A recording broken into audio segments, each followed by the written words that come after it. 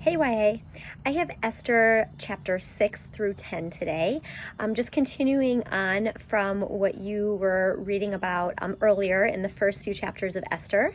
So as you know, Haman, he built some gallows to hang Mordecai on. And during the night, the king couldn't sleep and had insomnia, and he had an attendant read to him in order to help, put him back to sleep, but just to read to him about the history of his reign and everything that occurred.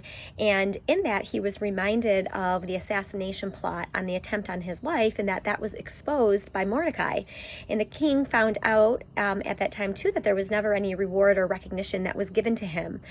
So he asked Haman, who had actually just come in to talk to the king about hanging Mordecai, what he should do for someone who pleases him. And Haman, thinking that it was about him and honoring him, he said, this is what you should do and what he would want. And then the king said it's actually for Mordecai.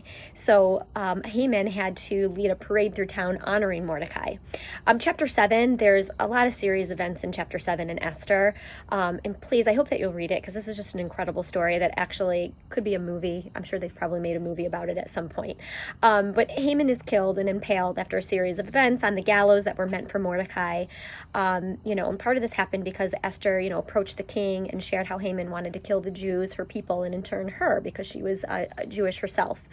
And in chapter 8 and 9, there was a new decree that went out. The king couldn't reverse his original order, so he had another decree come out, and Mordecai dictated this new decree with the king's approval to give the Jews every ability to defend themselves. There was victory throughout the land now that the Jewish people could defend themselves. And I believe the reign and the territory of his reign of this king was from India all the way to Ethiopia, which is a huge territory. So anyway, so there was victory throughout the land for the Jewish people.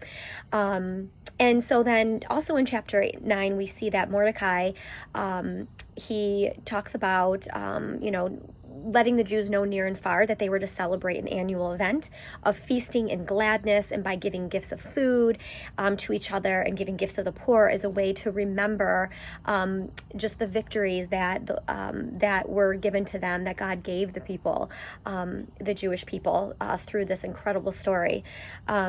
And so it's an annual reminder and celebration of what happened, and so that it would always be remembered and not die out. And even to this day, this festival and this celebration, which is called Purim, Jewish people around the world celebrate this. And, like it says, giving of food and having festivals. And during Purim every year in the synagogue, they'll read through the entire book of Esther, again, as a reminder to the Jewish people that, what God did for them through Esther and through Mordecai. And so there's just an incredible book, and just a few things that I took from this is that, God's plans are never going to be thwarted. If he wants something to happen for his people, he's going to make that happen.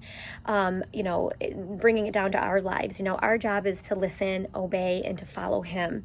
And he's going to do those things through us that he wants to, when we partner with him and be obedient to what he wants us to do.